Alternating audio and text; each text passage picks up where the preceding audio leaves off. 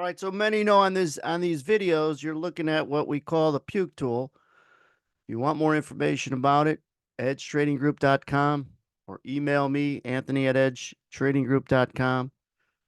Keep it simple. You look at this and you think that there's a lot of things on the screen, but there really isn't.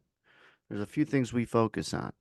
And one of them we call the chaser. Now, in this particular session, as you guys know, watching live, this was a pretty bearish session. We open up, go down, really no transition to the upside, but there was a chance to go up, at least keep you from getting short in the hole, cover shorts potentially, but we get this kind of sort of bounce right in here where we come out of the hole a little bit, and it was the first and the best bounce of all this downside, really. Well, what do you see down in here? You see a pretty big imbalance shift from more sellers to more buyers.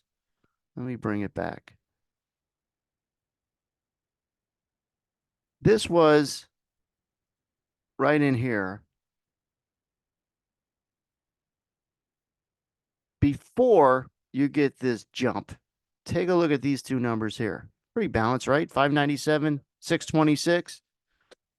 What you're looking for to cover a short or to maybe get long if you're bullish is for this number to jump and this number to decrease. And you're going to get this flip right in here. And you're going to notice something. You're going to notice it jump right there to help predict the rest of the rally. It doesn't happen after the rally. It happens at the beginning of the rally. And for the first time, I backed it up. For the first time, you're getting a buy imbalance in what we call our chaser. More people who want to buy it versus people who want to sell it. All right. That's important because if you're looking for it, you're getting it right there. And you're getting it before most of the rest of the rally to put you in a position to be long and get a head start.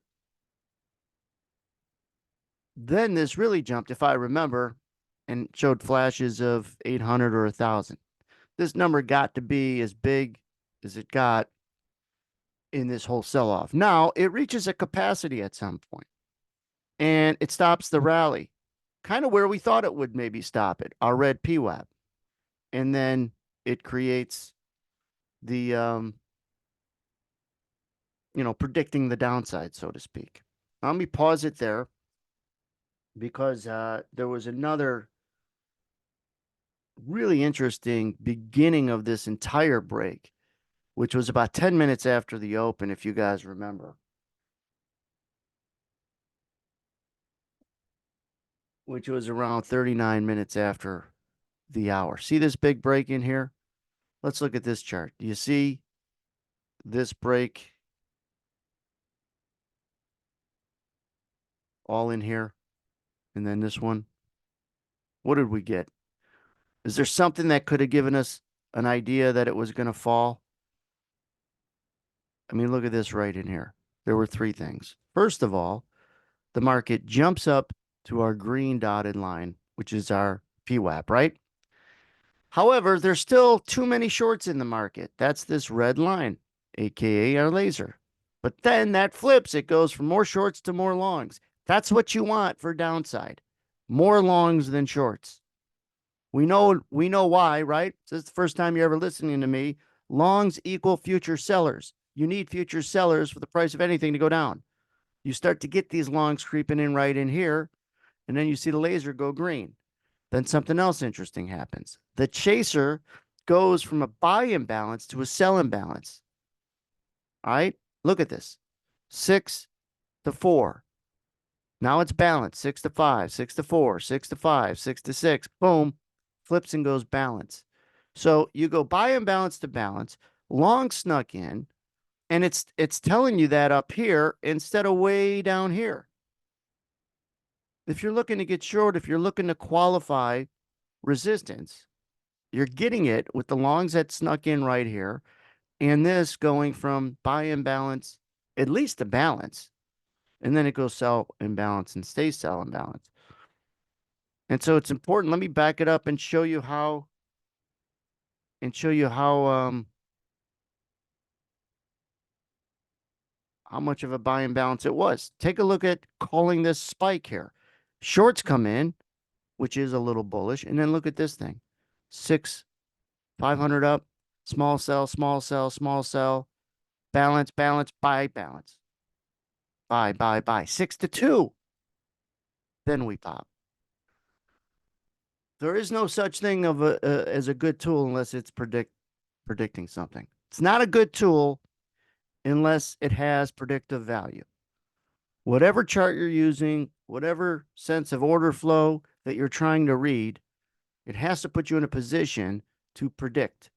Too many times on too many charts, you get all these squiggly lines and color that tell you what happens after it happened. It's a meteorologist telling you that it is going to rain after you're wet. What good is that? So again, edgetradinggroup.com. Go to it, find out more info, or watch a lot of the videos that are on this YouTube channel. There's highlight after highlight after highlight.